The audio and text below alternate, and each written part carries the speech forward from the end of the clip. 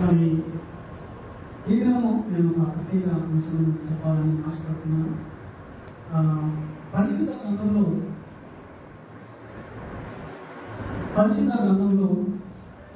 రెండు రకాలైన సభలు ఉన్నాయండి. రెండు రకాలైన సభలు మనం స్నానం చేస్తాం కదా. సభలు ఎవరెవరు ఏ కంపెనీ వాడతారో నాకేం తెలియదు. బహుశా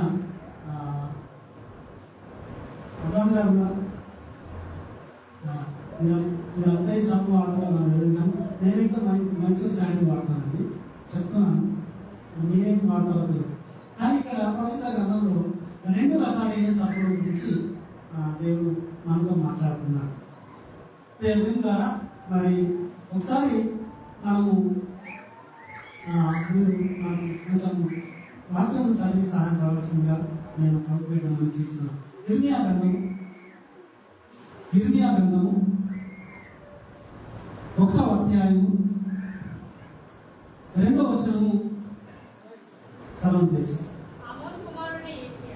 ఆమోను కుమారుడైన యోషియా యూదాకు రాజై ఉండగా అతని ఏలుబడి 13వ సంవత్సరమున యెహోవా వాక్కు ఇర్మియాకు ప్రత్యక్షమైనది.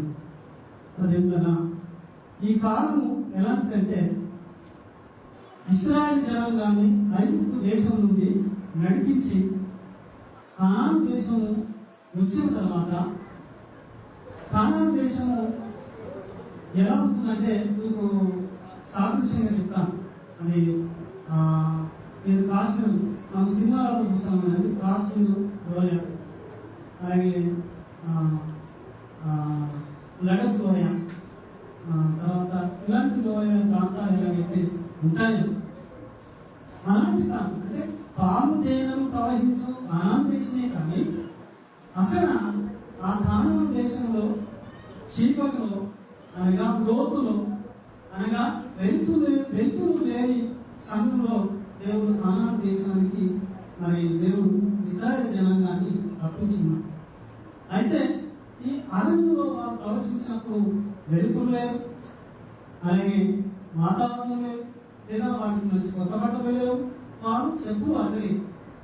ఇశ్రాయేలు జనాంగము వారిని 40 సంవత్సరములు నడిపించి అద్భుతంగా ఆశ్చర్యకరంగా వారు ఆకలిస్తున్నప్పుడు ఆహారం మన్నాతో పోషించి, అలాగే దాహం అయినప్పుడు మరి దాహం మారా అని చేరు నీరు మరి తీయగా మార్చి దాహం తీర్చిన గొప్ప దేవుడు. ఆ దేవుడు ఇక్కడ కానాను దేశానికి ఇశ్రాయేలు జనాంగం నడిపించిన తర్వాత, ఇక్కడ ఆ దేశం కానాను దేశం వచ్చిన తర్వాత యాజకుడు కానీ, ఏలికలు కానీ, నాయకుడు కానీ యెహోవా దేవుడు ఎవరు, యెహోవా దేవుడు ఎవరు అనుకున్నారు. అర్థమవుతుందా? ఐగుప్తు దేశం నుంచి 40 సంవత్సరములు అరణ్యంలో నడిపించిన దేవుణ్ణి కష్టమనక సుఖమనక ఎండకు వానకు వారికి ఇబ్బంది కలిగించకుండా ఇశ్రాయేలు జనాంగాన్ని కానాను దేశం నడిపించినప్పుడు అక్కడున్న జనము ఇశ్రాయేలు అనగా అందులో పెద్దవారు, యాజకులు, ప్రవక్తలు, నాయకులు ఇప్పుడు ఏమంటున్నారంటే యెహోవా దేవుడు ఎవరు, యెహోవా దేవుడు ఎవరు అని ప్రశ్నిస్తున్నారు విధంగా. అలాగే విధంగా మరి అక్కడ ఇశ్రాయేలు జనాంగాన్ని గురించి ఒక మాట మాట్లాడుతున్నాడు. నేను కొంచెం రెఫరెన్స్ తెచ్చుకోలేదు, కానీ అక్కడ ఏమంటున్నాడు ఇశ్రాయేలు జనాంగం గురించి, శ్రేష్టమైన ద్రాక్షవారి వంటి వారిగా నేను నిన్ను నాటినను, నీవు నీతిహీనపు అనగా పనికి మారిన ఫలమిచ్చు చెట్టు వారిని ఉన్నావు అంటున్నాడు. ఏమంటున్నాడమ్మా? నేను నిన్ను శ్రేష్టమైన ద్రాక్షావళిగా ఉంచాను. ఇశ్రాయేలు జనాంగము 430 సంవత్సరం మొదలుపెట్టగా దేవుడు వారిని ఆదరించి 40 సంవత్సరములు నడిపించి ఆహారం కొరత లేకుండా, నీరు కొరత లేకుండా నడిపించిన జనాంగము ప్రత్యేకపరిచి వారి గురించి శ్రేష్టమైన ద్రాక్షావళిగా వంటి దానిగా నేను నిన్ను నాటినను, నీవు నీతిహీనము అనగా పనికి మారిన పరముచ్చు చుట్టూవలే ఉన్నాము అని ఇక్కడ ఇశ్రాయేలు జనాంగం ఉద్దేశించి యెహోవా దేవుడు గర్జిస్తున్నాడు. ఇక్కడ మనము రక్షణ పొందిన మనము అనగా నిన్ను నన్ను ఏమంటున్నాడు? సంఘంలో ఒక శ్రేష్టమైన ద్రాక్షాలుగా నేను నిన్ను నాటి ఉన్నాను. కానీ నువ్వేం చేశావు? నువ్వు రక్షణ పొంది ఏం చేశావు? కానీ నీతిహీనపు అనగా పనికి మారిన ఫలమిచ్చు చెట్టు వలె ఉన్నావు అని ఇక్కడ మరి ఆనాడు ఇశ్రాయేలు జనాంగాన్ని గర్దిస్తున్నాడు. ఈనాడు మనం సంఘంలో చేరిన ప్రతి విశ్వాసం గురించి నీతిహీనపు ఫలమిచ్చు చెట్టు వలె ఫలమీయని చెట్టు వలె ఉన్నామని ఇక్కడ దేవుడు చేస్తున్నాడు. అనగా మనము ఏం చేస్తున్నామంటే సంఘంలోకి వస్తున్నాం, విశ్వాసం కలిగి ఉంటున్నాం, రక్షణ పొందుతున్నాం, కానీ విశ్వాస సహితమైన జీవితాన్ని జీవించలేకపోతున్నాం. అనగా ఆచారాలు, సాంప్రదాయాలు, కులానికి ఒక గుడి, వర్గానికి ఒక గుడి, లేదా మరి అమావాస్య మనం ఒక సాంప్రదాయాన్ని పాటిస్తాం, మరి గుణం వస్తే మనం ఇంకో సాంప్రదాయాన్ని పాటిస్తాం, పెళ్ళిళ్ళు అయితే ఇంకొక సాంప్రదాయాన్ని పాటిస్తాం. మనం కులానికి, మతానికి లేదా వర్గానికి, ప్రజానికి వేరువేరుగా ఆచారాలు, సాంప్రదాయాలు కలిగి ఉన్నాం లేదంట. అందుకే ఇక్కడ దేవుడు నేను శ్రేష్టమైన ద్రాక్షావళి వంటి అనగా నేను నిన్ను నాటినాను, నీవు నీవు చారంతో కడిగినను, నువ్వు విస్తారమైన సబ్బుతో కడిగినను, నీ దోషము మరకవలే కనబడుతుంది. ఏం చేస్తున్నాము? మనం యేసుక్రీస్తును నమ్ముతున్నాం, కానీ మనం బయట జీవితంలో మాత్రం ఆచారాలు, సాంప్రదాయాలు వాళ్ళు ఏమనుకుంటారో మనం చేయకపోతే లేదా ఇది పాటించవలసిందే కదా అని మనం కొన్నిసార్లు మన విశ్వాస జీవితం సైతం పక్కన పెట్టి మనం ఈ లోకంలో ఈ లోకాచారాలతో జీవిస్తున్నాం కదా. అందుకే నువ్వు విస్తారమైన సబ్బుకు రాసుకున్నాను, నీ దోషము మనకవాలి అంటే నీ విశ్వాసము మనకవాలనే ఉంది, నీ విశ్వాసము మనకవాలనే ఉంది. కాబట్టి ఇక్కడ మరి ఈ యొక్క అంటే ఒక వస్త్రము మనకు ముట్టుకోవాలంటే ఏం చేయాలి?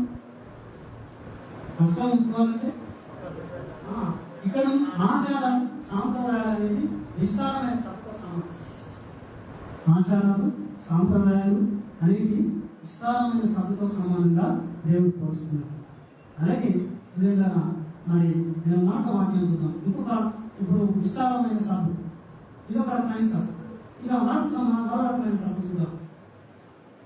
ఒకసారి చూడండి, మలాఖీ గ్రంథం 3వ అధ్యాయం 2వ వచనం. అయితే ఆయన వచ్చు దినము ఎవరు సహింపగలరు? ఆయన అప్పడగా ఎవరు ఓర్వగలరు? ఆయన కంసాలి అగ్ని వంటివాడు, సాగలివాని సబ్బు వంటివాడు. సాగలివాని సబ్బు వంటివాడు. ఇక్కడ మలాఖీ ప్రవక్త ద్వారా ఎజ్రా నాయకత్వంలో మాట్లాడుతున్నాడు. అప్పుడు ఇశ్రాయేలు జనాంగానికి ఎజ్రా గారు నాయకత్వం వహిస్తున్నాడు, నాయకుడిగా. ఆ కాలంలో మలాఖీ ప్రవక్తగా ఉంటున్న సమయంలో ఇక్కడ మరి ఆ మాట మాట్లాడుతున్నాడు. ఒకసారి ఆ వాక్యంలో ఆయన వచ్చు దినమున ఎవరు సహించగలరు? ఆయన అప్పడగా ఎవరు ఓర్వగలరు? ఆయన ఆయన కంసాలి అగ్ని వంటివాడు, చాకలివాని సబ్బు వంటివాడు. చాకలివాని చేతిలో వస్త్రం ఎంత తెల్లగా ఉంటుందండి కదా, చాకలివాని సబ్బు. అలాగే విధంగా మరి మనము రక్షణ భాగ్యంలోకి వచ్చిన మనము దేవుని చేతిలో వస్త్రంగా మనం ఉండకుండా, దేవుని వాక్యమని సబ్బుతో మనం రాసుకోకుండా ఆచారాలు, సాంప్రదాయాలు మనము ఇప్పుడున్న యవనస్తులు మరి ఎప్పుడో పండుగకు లేకపోతే ఆన్లైన్ పేరుకు లేదా ప్రత్యేకమైన ఫంక్షన్కు లేదా ప్రత్యేకమైన మీటింగ్కు వస్తాం. కానీ పరిశుద్ధ గ్రంథము చదవడానికి కానీ ధ్యానించడానికి కానీ మనము అవునా? మనం ఇంకో ఈరోజు వచ్చాం, ఈరోజు మనకు ఆదివారం పునర్ధానం ఆరాధన ఉంది కాబట్టి వచ్చాం. కానీ ఉదయం లేచి ప్రతిదినము వాక్యాన్ని ధ్యానించి తద్వారా మన జీవితాలను వెలుగుమయంలోకి మనం నడిపించడానికి మనము ప్రయత్నం చేస్తున్నామా? అనగా మనం వాక్యం అనే సబ్బును దేవుని చేతిలో మన శరీరాన్ని మన వస్త్రాన్ని పెట్టట్లేదు. కాబట్టి వాక్యం అనే సబ్బుతో మనం రాసుకున్నట్లయితే అది మరి ప్రకాశవంతంగా ఇతరులకు వెలుతురుగా ఉంటుందని ఇక్కడ మరి దేవుడు తన వాక్యం ద్వారా సమస్తున్నారు. అలాగే మరి మరొక వాక్యం చూసుకున్నాం. మనము యవనస్తులు కానీ లేకపోతే మనమందరం కూడా వ్యాపారంలో చాలా మునిగి తేలుతాం సంపాదన కోసం. అవునా? మనం మునిగి తేలుతాం. కాకపోతే ఈ రోజు మహా అంటే 1 గంట వరకు లేదా 2 గంటల వరకు దేవుని ఆరాధన ఉంటాం. తర్వాత రోజులన్నీ తర్వాత సమయం అంతా మనం దేవుని కేటాయించాం. అయితే ఒకడు లోకమును సంపాదించుకుంటానంటే ఏం భాగ్యం? లోకమును సంపాదించుకొని తన ప్రాణమును పోగొట్టుకుంటా ఏమి ప్రయోజనం? కానీ విధంగా మనం క్రైస్తవ జీవితం చూసుకున్న మనం ప్రతిదినము 1 గంట దేవుని వాక్యానికి లేదా దేవుని ఆరాధించడానికి మనము కేటాయిస్తున్నామా? లేదా ఆచార సంబంధమైన విస్తారమైన సబ్బులు అనగా పనికిరాని ఆచారాలు మనం రాసుకుంటూ ఆలోచించుకుంటూ మనం కారును వెలిగించుకుంటున్నాము. లేదా మనం విశ్వాసైన నీవు నేను మరి వాక్యమైన సబ్బు అనగా మన కొరకు తాను నరవతారిగా ఉండి వాక్యమైన దేవుడు నరవతారిగా మన మధ్యకు వచ్చి మన కోసం తన రక్తమును చెల్లించి మనము పాపులుగా ఉన్న మనల్ని పరిశుద్ధులుగా నీతిమంతులుగా చేసిన యేసుక్రీస్తు వారి యొక్క చేతిలో ఆ సబ్బుకు మనం అప్పగిస్తున్నాము.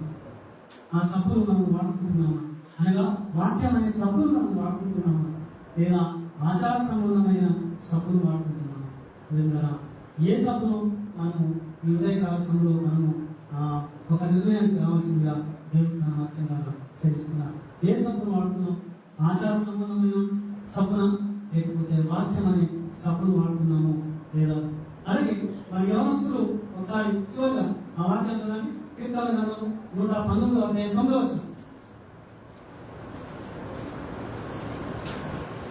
మీకు నోట్ల వేసుకుంది. యవనస్తులు దేని చేత తమ నడకను శుద్ధి చేసుకున్నారు? నీ వాక్యమును బట్టే కదా. ఏ వాక్యం అండి? దేవుని వాక్యం. చెప్పేవారు ఎవరైనా చెప్తారండి, అది దేవుడు ఇచ్చిన తలంపుని బట్టి ఎవరైనా చెప్తారు. కానీ నీవు దేవుని వాక్యాన్ని ఆస్వాదిస్తున్నావా? కాబట్టి నువ్వు దేవుని వాక్యానికి విస్తారమైన సబ్బులా రాసుకోకుండా మరి వాక్యం అనే ఒక మంచి సబ్బును నువ్వు కలిగి ఉన్నావా? నేను శ్రేష్టమైన ద్రాక్షావళిగా నేను ఏర్పరచుకున్నాను. పనులు చెప్పాలి నువ్వు ఉన్నావేమో. అలా ఉన్నట్లయితే విస్తారమైన సబ్బు రాసుకోకుండా మరి దేవుని చేతిలో సబ్బుగా నువ్వు ఉండి నిన్ను శుద్ధి చేసుకోవాల్సిందిగా దేవుడు తన వాక్యం ద్వారా ఉదయకాల సమయంలో నిన్ను నన్ను బలపరుస్తున్నాడు. ఉదయకాలం నుండి ఈ ఆరాధన అంతట్లో తండ్రి క్రమముగా మర్యాదగా జరిగిస్తున్న దేవుని పుస్తకాలు వచ్చిన నిద్రలు అందరి కుటుంబాలను దయతో జ్ఞాపకం చేసుకుని అయ్యా నిన్ను ఆరాధించుటకు నిన్ను ఘనపరచుటకు నిన్ను మహిమపరచుటకు వచ్చిన నిద్రలందరి హృదయాలను తృప్తిపరచండి తండ్రి. వ్యర్థముగా ఆరాధించకుండా పై పెదవులతో నువ్వు ఆరాధించకుండా విరిగి నరిగిన హృదయముతో నువ్వు ఆరాధించిన విరిచి ఆశీర్వాదాలు చేద్దాం. తిరిగి సంతోషముగా నిద్రలందరినీ నా తండ్రి మీరు నడిపించాలని ప్రార్థిస్తాం. ఈ వాకులలోనికి ప్రవేశిస్తుండగా కృపతో నన్ను బలపరచండి. నీ ఆత్మ సహాయాన్ని అనుగ్రహించండి. చివరి వరకు మీరే అధ్యక్ష వహించండి. ఘనత మహిమ ప్రభావం నీకు అర్పిస్తుంది. నజరేయుడు నమ్మదని యేసుక్రీస్తు వారి శ్రేష్టమైన నామములో ప్రార్థిస్తున్నాను తండ్రి. ఆమేన్. దేవుని యొక్క మహాకృపను బట్టి ఆయన ఉన్నతమైన ప్రేమను బట్టి పరలోకంలో ఉన్న కన్న తండ్రిని స్తుతిస్తూ కనపరుస్తాను. యేసుక్రీస్తు వారి పేరిట తండ్రిన దేవునికి నా హృదయపూర్వకంగా కృతజ్ఞత స్తుతులు స్తోత్రాలు చెల్లిస్తూ ఉంటున్నాను. అలాగే సంఘమైన మీ అందరూ కూడా క్రీస్తు పేరిట శుభములు వందనాలు తెలియజేసుకుంటున్నాను. ప్రేమగా దేవుడు వారు ఈ ఆదివారపు పునరుద్ధాన దినమున సంఘముగా సమాజముగా మరలా ఆయన సన్నిధానంలోనికి దేవుడు మనందరినీ మరి నడిపించి ఉన్నాడు. దేవుడు ఈరోజు మీతో మనతో మాట్లాడుతున్న మాటలను హృదయపూర్వకంగా గ్రహించి ఆ వాక్య ప్రకారంగా జీవించేవారుగా ఉండాలని నేను మనస్ఫూర్తిగా కోరుతున్నాను. ఇకపోతే ఈ లగ్నపేడి క్రీస్తు సంఘానికి ప్రత్యేకముగా ఒక శ్మశాన స్థలము ఉండాలి అని గతంలో ఎన్నోసార్లు చెప్పడం జరిగింది. దాని కొరకు కూడా ప్రార్థన చేయడం జరిగింది. మనం చేసే ప్రతి ప్రార్థన దేవుడు వింటాడు. తగిన సమయమందు దేవుడు మనకి ఏది శ్రేయస్కరమో ఏది ఉపయోగకరమో దేవుడు ఒక సమయానికి చక్కగా దేవుడు నడిపిస్తాడు. కొన్ని రోజులు ప్రార్థన చేసాం, ఆ తర్వాత మర్చిపోయాం. దేవుడు ఏం చేశాడంటే వెంటనే ఒక ఆలోచన సహోదరుడు అబ్రహం గారి ద్వారా ఒక ఆలోచన రావడం, అలా పలానా స్థలం ఉంది, ఇదిగో మనకి ఇంత రేటుకు వస్తుంది, ఏం చేయాలన్నా మీ ఆలోచన చెప్పండి అని నేను వెంటనే తీసుకుంటున్నాను. దేవుడు ఇదిగో మనకిస్తున్న ఈ అవకాశం చక్కగా మనం సద్వినియోగం చేసుకుందాం అని చెప్పడం, ఆ తర్వాత అబ్రహం గారు దాని గురించి ప్రయాసపడటం, ఇదంతా కూడా మన ముందస్తుగా మనము చేసిన ప్రార్థన దేవుడు విన్నాడు. మనకి ఏది శ్రేయస్కరమో ఏది మనకు మంచిదో దేవుడు ముందుగానే గ్రహించిన వాడు కనుక ఇదిగో దాన్ని ముందుకు తీసుకొని వచ్చాడు. నిజంగా దీని గురించి ఆలోచన చేస్తున్నప్పుడు ఒక విషయం నాకు పరిశుద్ధ గ్రంథంలో దేవుడు బయలుపరిచాడు. ఒకసారి ఆ మాటను మనం చూడగలిగితే ప్రసంగి గ్రంథము 6వ అధ్యాయము సొలొమోను గారు రాసినటువంటి ఈ మాటను మనం జాగ్రత్తగా ఆలోచన చేయగలిగితే ప్రసంగి గ్రంథము 6వ అధ్యాయం దయచేసి అందరూ తెరిచి చూడగలిగితే ఒకటి చక్కటి మాటన అక్కడ మనకు కనబడుతుంది. 6వ అధ్యాయం 3 నుంచి మనం చదువుకుందాం. ఒకడు 100 మంది పిల్లలను కని దీర్ఘాయుమంతుడై చిరకాలము జీవించినను అతడు సుఖానుభవము నెరగకి తగిన రీతిని సమాధి చేయబడకయు నుండిన ఎడల వాని గతి కంటే పడిపోయిన పిండం యొక్క గతి మేలని నేను అనుకుంటున్నాను. ఈ వాక్యమును సరిగా మనం ఆలోచించగలిగితే ఒక మనుషుడికి 100 మంది పిల్లలు కన్నాడట. దీర్ఘాయుమంతుడుగా చిరకాలము జీవించాడు. ఆ తరువాత అతడు సుఖం అనేది ఎరుగగా తన జీవిత కాలాన్ని ముగించాడు. అయితే ఆ జీవితము ఆయన యొక్క జీవితం తగిన రీతిని సమాధి చేయబడి నుండిన ఎడల వాని గతి కంటే పడిపోయిన పిండం యొక్క గతి మేలని నేను అనుకుంటున్నాను. ఆ మనుషుడు దీర్ఘాయుమంతుడుగా జీవించాడు, 100 మంది పిల్లలు కన్నాడు. అసలు అతను భూమి మీద సుఖం అనేది ఎరుగగా చాలా కష్టపడ్డాడు, జీవితాన్ని ముగించేశాడు. అయితే అతని యొక్క సమాధి తగిన రీతిగా సమాధి చేయకపోవడం వల్ల ఆ 100 మంది పిల్లలు కన్నది తన దీర్ఘాయుమంతుడిగా జీవించిన జీవితం అంతా కూడా తన జీవితానికి మేలు చేకూర్చేది కాదు అంటున్నాడు. అసలు ఆయన కంటే పడిపోయిన పిండం యొక్క గతి మీరు అంటున్నాడు. పడిపోయిన ఆ పిండం యొక్క గతి మీరు అంటున్నాడంటే ఈ రోజు సమాధులు ఎలా ఉన్నాయో ఒకసారి ఆలోచించండి. తగిన రీతిగా సమాధి చేయబడకపోతే ఇదిగో పడిపోయిన పిండం యొక్క గతి మీరు అంటున్నాడు. ఇదిగో 100-100 ఏళ్ళు బ్రతికి దీర్ఘాయుమంతుడుగా బ్రతికి 100 మంది పిల్లలు కని సుఖం అనేది ఎరుగక జీవించిన వారి కంటే ఇదిగో పడిపోయిన పిండం యొక్క గతి మీరు అంటున్నాడు. సరిగా సమాధి చేయబడకపోతే ఎవడి ఎంత జీవించినా వ్యర్థం అంటున్నాడు. ఎవడి ఎంతగా పిల్లల కన్నా సరిగా సమాధి చేయకూడితే ఎవరు లగ్నపీడి ప్రాంతంలో ఒక సరైనటువంటి సమాధి కార్యక్రమాలు లేవు, ఒక సమాధుల తోట లేదు. దేవుడు ఎందుకు దీని విషయంలో కలగజేసుకున్నాడు అంటే ఇదిగో ఇంత చక్కటి జీవితాన్ని జీవించి సరిగా మనము సమాధి చేయబడకపోతే, సరిగా మనము ఎవరిని సమాధి చేయబడకపోతే అండి మనకంటే ఇదిగో పడిపోయిన పిండం యొక్క గతి మీరు అంటున్నాడు. అంటే ఎంత అవమానకరం ఉంది మాట. ఎవరు ఎన్ని ఆస్తులు సంపాదించుకొని ఎంతో మంది పిల్లలు కని దీర్ఘాయుష్మంతుడిగా జీవించి సరిగా సమాధి చేయకపోతే, సరిగా సమాధి లేకపోతే పడిపోయిన పిండము కంటే ఎవరి మన జీవితాలు ఎవరి దేనికి పనికిరావని ప్రసంగి సొలొమోను గారు రాస్తున్నాడు. అలాగే దీని వెనకాల దేవుడు కలగజేసుకున్నాడు. ఇదిగో మనకు ఒక సమాధుల తోట ఉండాలి, సరిగా మనము సమాధి చేయబడాలి. ఇప్పుడు మన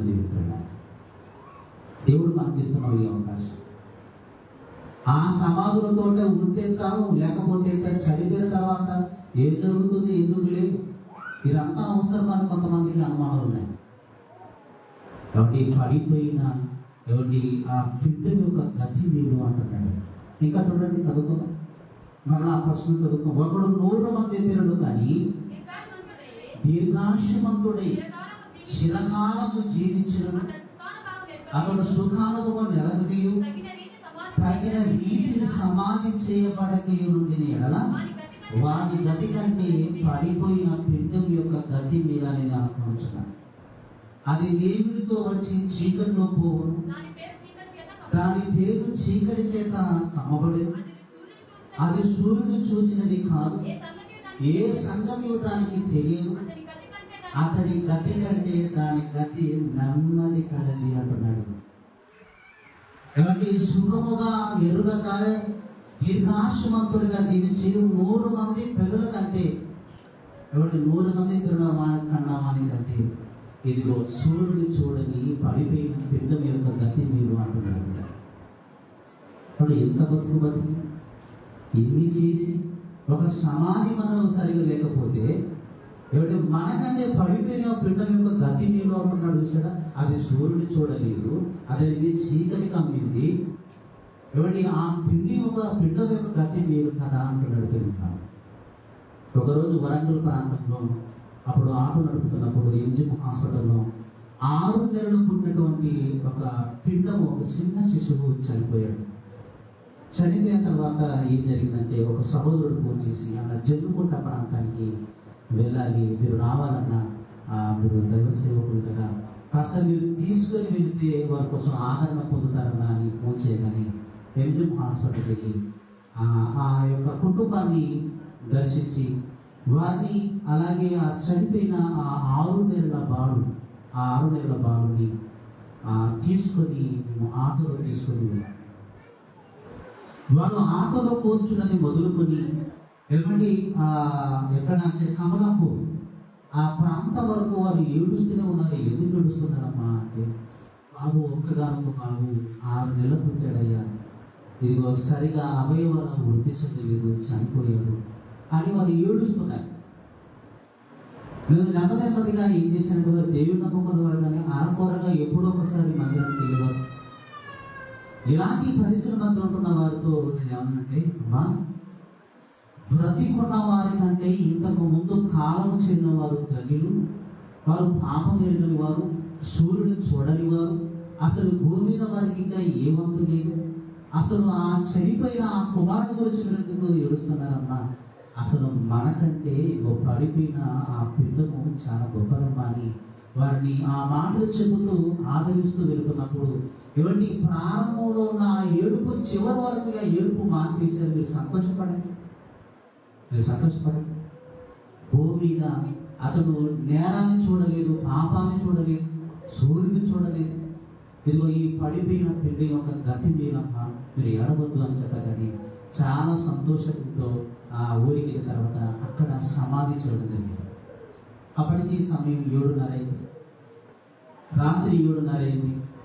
సమాధి చేయడానికి చాలా మంది వారందరూ పిలిపించారు. అన్న ఇంత మంచి మాటలు చెప్పారు, వాళ్ళు బలపరిచారు.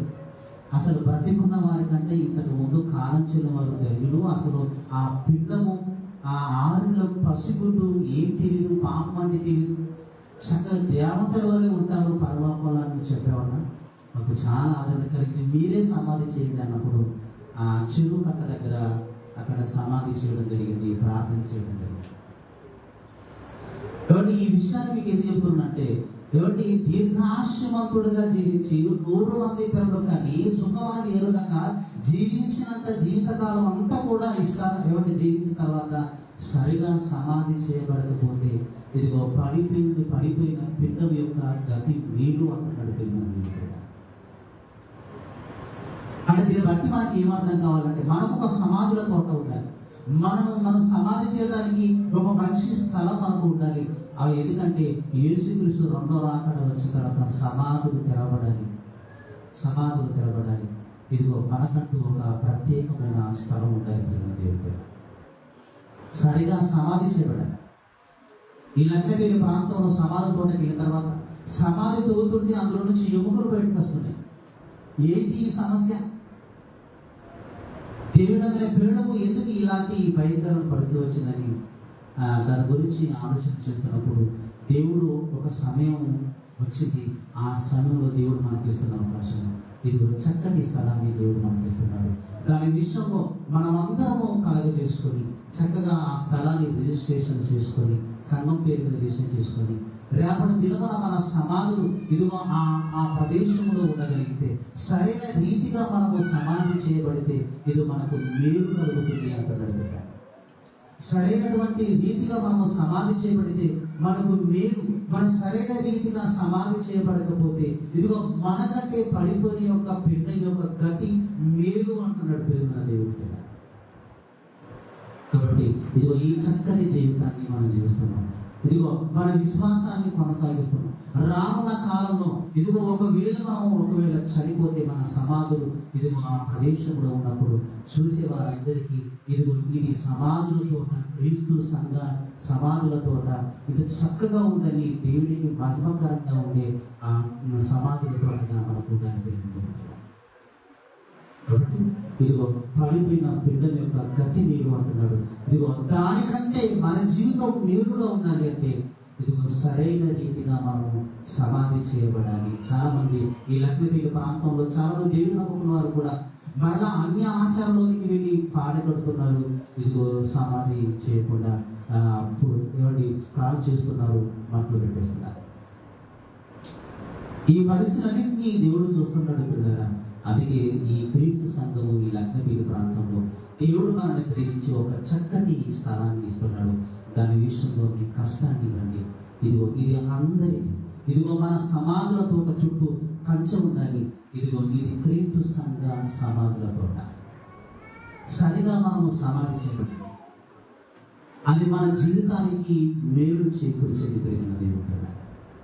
కాబట్టి సొలొమోను గారు రాస్తున్న మాట, ఇదిగో 100 మంది పిల్లలు కానీ దీర్ఘాయుమంతుడుగా జీవించి ఇదిగో సుఖమని ఎరుగక నువ్వు ఒకవేళ సరిగా సమాధి చేయకపోతే నీకంటే పడిపోయిన పిండం లేదు అంటున్నాడు. అలాంటి వారిని కాకుండా ఇదిగో మనకు మేలు చేకూర్చబడాలంటే ఇదిగో మనకు ఒక ప్రత్యేకమైన స్థలం ఉండాలి. మనం కట్టుకున్న ఇల్లులో మనం సంపాదించిన ఆస్తులు ఇంకో పేరు మీదకి వెళ్ళిపోతాయి, ఇంకొక వారి మీదకి వెళ్ళిపోతాయి. ఇదిగో ఈ భూమి మీద మనకంటూ ఒక స్థిరమైన ఇల్లు ఏమైనా ఉందంటే అది సమాధుల తోట. ఇదిగో చివరి మనం అక్కడ తీసుకుని వెళ్ళి అక్కడ పొడిచేస్తాం. అది ఎప్పటికీ ఉండేది. క్రీస్తు 2వ రాకడ వచ్చేంత వరకు ఉండేది. కాబట్టి దాని విషయంలో మీరు ఆలోచన చేయాలని నేను మనస్ఫూర్తిగా కోరుతున్నాను. భిన్నాభిప్రాయాలు సంఘం ఒక నిర్ణయాన్ని తీసుకున్నప్పుడు ఆ నిర్ణయానికి కట్టుబడి ఉంది. ఇది ఎవరి కోసం కాదు, ఇది సంఘ క్షేమాభివృద్ధి కొరకు చేస్తున్న పని అని ఆలోచన చేసి ఒక్కొక్కరిగా ముందుకు రాగలిగితే ఇదిగో స్థలాన్ని తీసుకొని దాని చుట్టూ కంచె కట్టి చక్కగా మన సమాధులు అక్కడ ఉండగలిగితే మనకు, మన కుటుంబాలకు, భావితరాలకు ఇదిగో ఎంతో మేలు చేకూరుస్తుంది. కాబట్టి దీని గురించి ఆలోచన చేయాలని నేను మనస్ఫూర్తిగా కోరుతున్నాను. ఇకపోతే పరిశుద్ధ గ్రంథంలోకి వెళ్ళాలంటే ఒక చక్కటి అంశముల గురించి మరి చెప్పాలని ఆలోచన కలిగిన రక్తాపరాధుల నిరపరాధుల అని ఈ యొక్క అంశం గురించి మనం ఆలోచన చేస్తాం. గత కాలంలో మనం ఎలాంటి వారం అని చూడగలిగితే ఎఫెసీయులకు రాసినటువంటి పత్రిక అపోస్తలుడైన పౌలు గారు ఎఫెసీ సంఘానికి లేఖ రాస్తూ రాయబడిన ఒక మాటను మనం చూడగలిగితే ఇలాగా మారుస్తున్నాడు. ఒకప్పుడు మన అపరాధులుగా ఉంటున్న మన జీవితాన్ని ఆయన మనల్ని ప్రేమించి మన అపరాధములన్నింటినీ క్షమించి మనం నిరపరాధులుగా చేశాడు, మనం నిర్దోషులుగా చేశాడు, మనం నీతిమంతులుగా చేశాడు, మనం పరిశుద్ధులుగా చేశాడు. నిరపరాధులుగా మారిన మన జీవితాలను దుష్టుడు ఏం చేస్తున్నాడంటే ఏ రక్తములో మనము కడిగి నిరపరాధులుగా మారిపోయామో అదే రక్తములో మనల్ని రక్తాపరాధులుగా చేయడానికి దుష్టుడు ప్రయత్నం చేస్తున్నాడు. ఎలా చేస్తున్నాడో కొన్ని విషయాలు మనం చూడగలిగితే కొరింథీయులకు రాసినటువంటి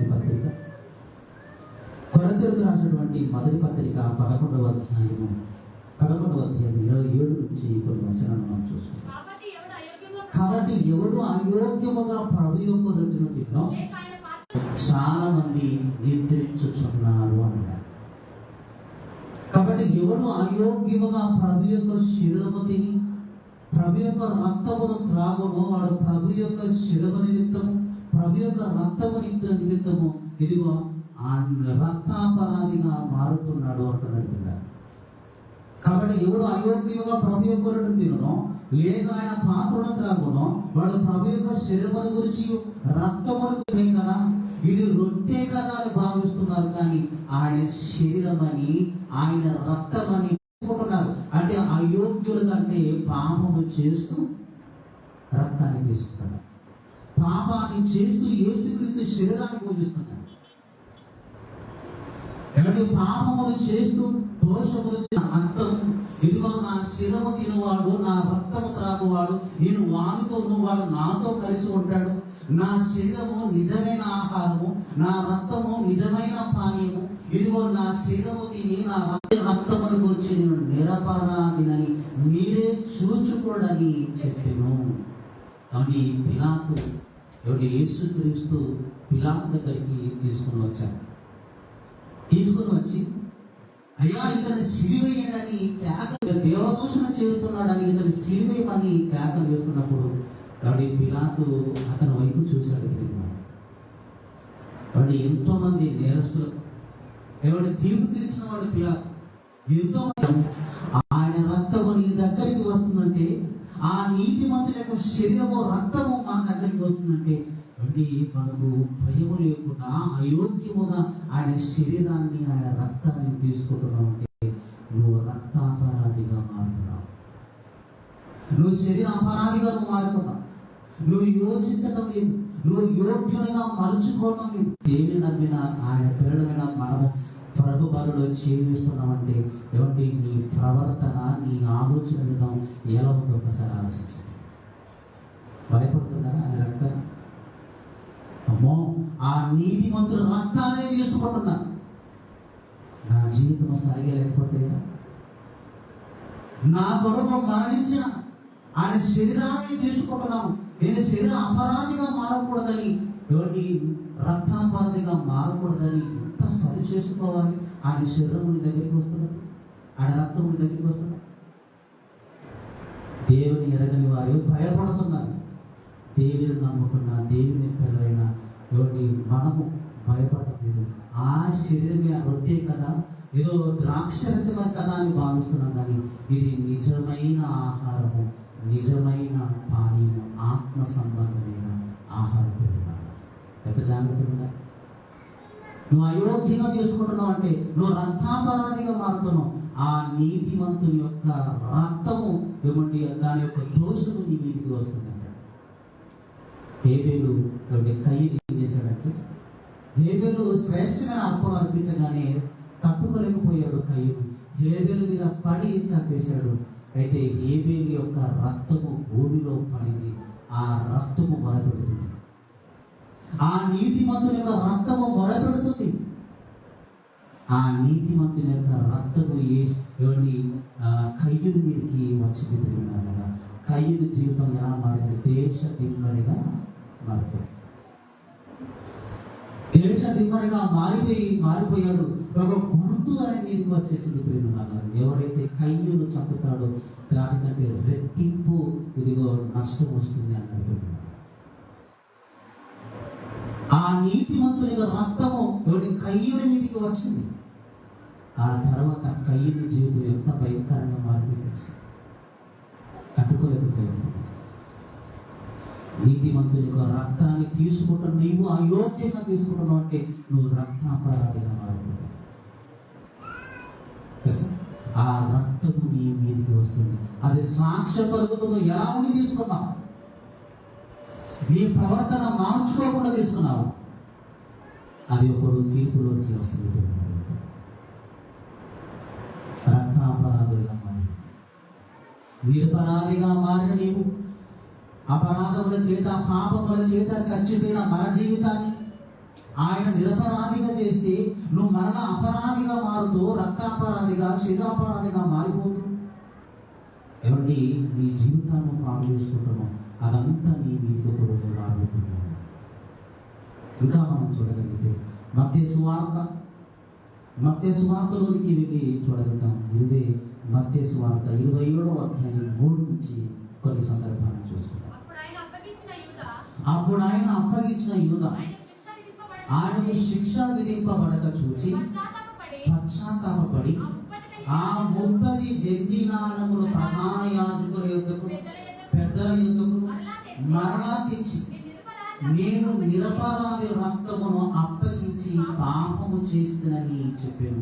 వారు దానితో మాకేమి నీవే చూచుకోమని చెప్పగా అతడు ఆ వెండి నాణములు దేవాలయంలో పారవేసిపోయి ఊరి పెట్టుకొని ప్రధాన యాజకుడు ఆ వెండి నాణములు తీసుకొని ఇది రక్త క్రయధనము గనక వీటిని కానుక పెట్టులో వేయతగదని చెప్పుకొని కాబట్టి వారు ఆ ఆలోచన చేసి వాటిని ఇచ్చి పరదేశులను పాతి పెట్టుటకు కొమ్మరి వాని పొలము కొనిది. అందువల్ల నేటి వరకు ఆ పొలము రక్తపు పొలము అనబడుచున్నది.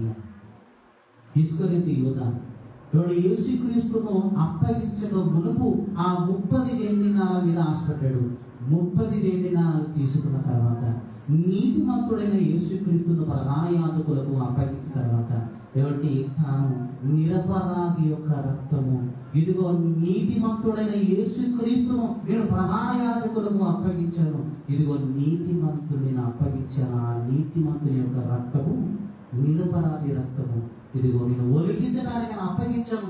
ఈ 30 వెండి నాణాలు నాకు అవసరం లేదని దేవాలయంలోనికి వెళ్ళి ఆ 30 వెండి నాణాలు ప్రధాన పారవేశాడు.